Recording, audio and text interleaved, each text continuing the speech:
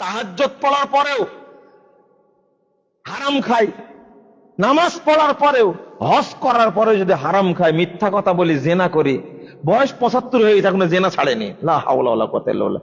মুখে দাড়ি, কত সুন্দর দাড়ি জানেন, মানে কাস্টমসে চাকরি করে, এত সুন্দর দাড়ি, আর গায়ে পাঞ্জাবি, মাথায় টুপি, ফেরেশতাও ফেল ওর কাছে। ওই হারামখোর কাস্টমসে প্রতিদিন কোটি কোটি টাকা ঘুষ খায়। এগুলো কি সাইনবোর্ড না ওর? বলেন তো, সালাত কবুল হয় কিনা? ওর দাড়ি কবুল হয়েছে? হ্যাঁ, লা হাওলা ওয়ালা কুওয়াতা ইল্লা বিল্লাহ। ও কিছু মনেই করে না। তাহলে সে কি কি মুসল্লি? বলতে ভয় পাচ্ছেন আপনারা? মুনাফিক মুসল্লি, মুনাফিক মুসল্লি ও, মুনাফিক মুসল্লি ও।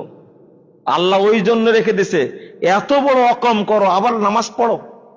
নামাজকে অপমান করেছে, সালাতকে অপমান করেছে।